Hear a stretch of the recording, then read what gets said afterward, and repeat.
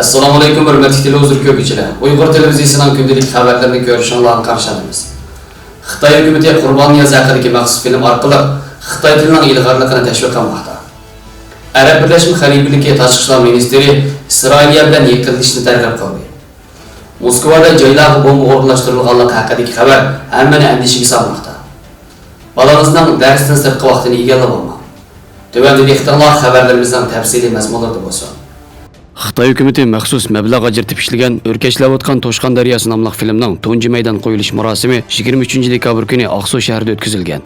Xinhua agentligining xabarida bildirilishicha, bu filmda Ushturpan noyisida Davlat tili maktabi nomida xususiy maktab ochib, Uyg'ur go'daklarga Xitoy tili o'rgatishni maqsad qilgan Qurbon Niyozning hayoti aks ettirilgan. Xitoy hukumatining ko'p qatimlab taqdirlashga muyassar bo'lgan Qurbon Niyozning Uyg'ur o'smirlarga Xitoy tili, yangir usuli, changchil o'rgatish, Uyg'ur o'quvchilarga qadimki Xitoylarning kiyimlarini kiydirib, Kunz haykaliga cho'qindirishi film haqida berilgan xabarlarda Uyg'urlarning zamonaviy madaniyatga qarab yana bir zo'r qadam elish harakati deb ta'riflangan.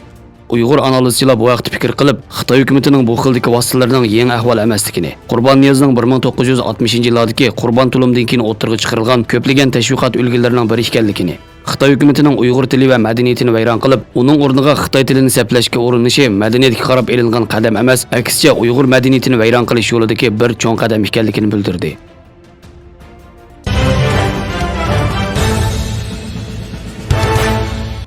Arab Birlashma Xalifaligi Tashqi ishlar ministri Abdullah bin Zayed Al Nahyanning Arab dunyosi bilan Isroiliya o'rtasidagi yaqinlashish va normallashish bosqichi targ'ib qilingan bir maqolani Twitter hisobidan hambaharliganlikka qattiq norozilik qo'zg'adi. Yozuvchi Al-Husayn tarafidan yozilgan Islomning islohoti, O'rta Sharqda Arab-Isroiliya ittifoqi shakllanmoqda temali maqola Angliya haftalik jurnalida e'lon qilingan. Arab Birlashma Xalifaligi Tashqi ishlar ministri Abdullah ibn Zayed bu maqolani Twitter hisobida hambaharlagan. Maqolada Arab dunyosi bilan Isroiliya o'rtasida yaqinlashish va normallashish bosqichi islomda islohot va yangilik deb ta'riflangan. Bin Zayed maqolani hambaharlagandan keyin uzun o'tmayla Isroiliya bosh ministri Netanyahu javob qaytarib, Isroiliya bilan nurg'ulg'an arab davlatlari o'rtasida ishga oshirilgan yaqinlashishni mamnunlik bilan qarshi oladiganligini, buningdan keyin tinchlik va normallashish vaqtining kelganligini bildirgan. Bin Zayed hambaharlagan maqola va Isroiliya bosh ministri bilan o'zaro inkos qaytarishlar ijtimoiy taratqush ishlatuvchilarning qattiq noroziligini qo'zg'agan. Maqola tanqid qilingan yana bir inkosda bo'lsa, islohot islom dunyosi uchun yot bir termindir deyish orqali mazkur qarashning aslida yotlardan kelganligini ta'kidlagan.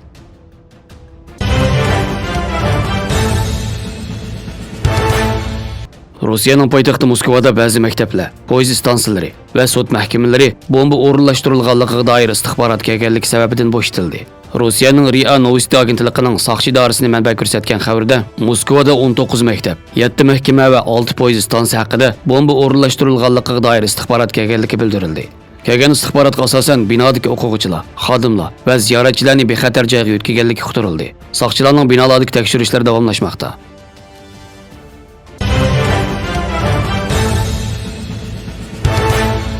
Yaqinqi yillardan buyon ota-onalar bolalarni bas-basda tarbiyalash sinflariga qatnashtiradigan bo'lib ketdi. Lekin tarbiyalashga qatnashtirishda nuqul yuqori nomerni qo'g'lishib, bolalarning qiziqishi bilan qilcha hisoblashmayotidi. Bundaq ko'z oldidagi manfaatni o'ylash, burnining uchini ko'rish bolalarning sog'lom o'sib yetilishiga ziyonliq. O'quvchilarning shanba, yakshanbasini va hayit bayram kunlarini qurbon qilish badalga darsdan sirtqi tarbiyalashga qatnashtirish ularning o'rganish besimini oshirib qolmasdan, balki jismoniy, ruhiy sog'lomlikka ziyon soladi. Qiziqish eng yaxshi yetakchidir. Agar bolalarda darsdan sirtqi tarbiyalashga qarata hech qanday qiziqish bo'lmasa, ularni har qancha ko'p tarbiyalashga qatnashtirgan taqdirdami, o'rdak suv yuqmagandaklar unumsiz bo'ladi.